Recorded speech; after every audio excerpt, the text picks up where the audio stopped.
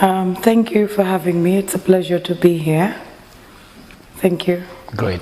Honorable, hardly anybody knew the name Yakumba Jete before. All of a sudden, you became a well-known figure in the UDP. What got you into politics and why? Well, it's a long or short story. The inspiration, I think, what really got me into politics came after Solo Sandeng was murdered. May his soul rest in peace. And I was one of the people, Solo lived 5 minutes away from my house. And I was one of the people that actually started this whole demonstration of give us Solo Sandeng, dead or alive. So I was actually supposed to be in jail with Honorable Hussein Udabo and the rest, but lucky me, I got away before the things started to get crazy. So after that, and when the change happened, the community approached me to become their member of parliament, and things didn't really work out. I went to primaries and someone else was chosen, and later on I was nominated. So I received a call from President Barrow whilst I was at work. Then I was with the GCCPC, and he nominated me day before the first session of Parliament in 2017 was had. So this is basically the story. What led to Yakumba Jaite being known, the name being a household name? I guess it's again the nomination of Barrow. He nominated me and later fired me after 2 years into it, and the matter was taken to court. I decided to challenge the decision because as a lawyer and as a legal practitioner, I read the Constitution and I felt he had no powers to do so. I wrote to him first and advised him to withdraw his decision. He refused. Then I challenged it because it was only right to do so at the time, given the fact that we just fought against the dictatorship to have a democracy. And Parliament is a very important institution.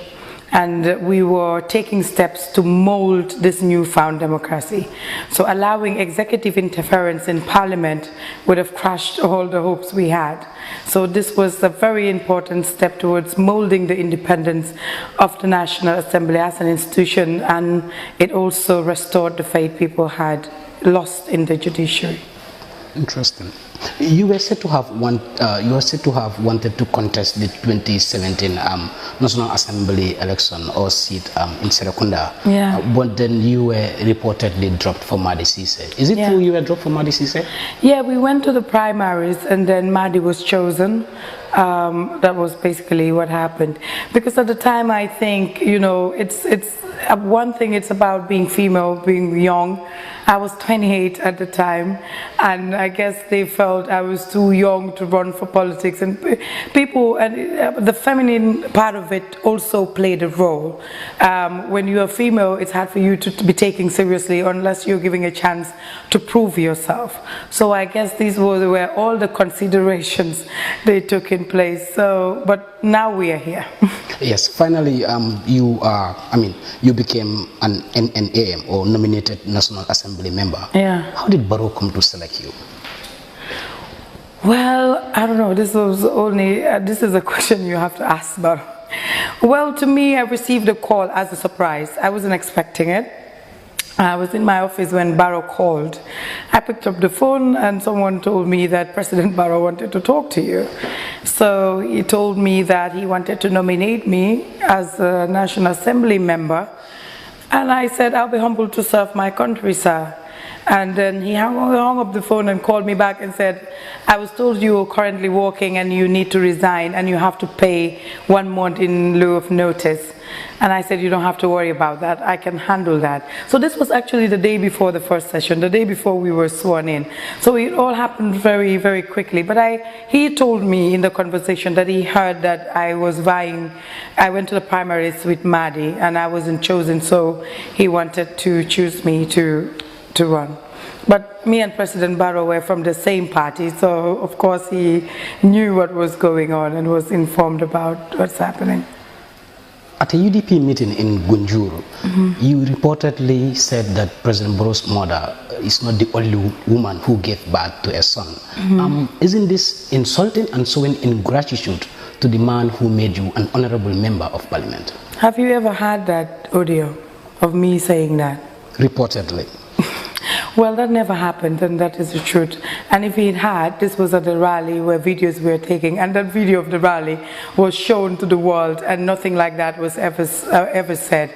I don't think it was even sensible for someone to come up with that kind of weird statement. I think that is very weird and had no bearing on the politics of what we were doing at that rally. So that was a complete false statement. I never said anything like that.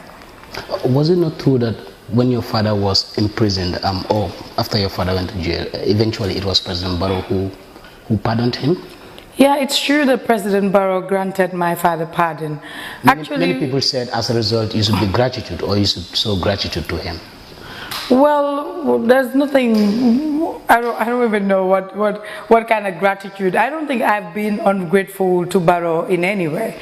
I think throughout my term as a National Assembly member, my duty was not to serve President Barrow or do what he wanted me to do in the Assembly. I don't think that's what he nominated me for. I think my responsibility after he nominated me and after I was confirmed by Parliament, and I swore with the Holy Quran, was to serve my country without fear or favor, and that was what I was doing to the best of my ability during my term in Parliament, and I think the Gambian people are very much aware of that fact.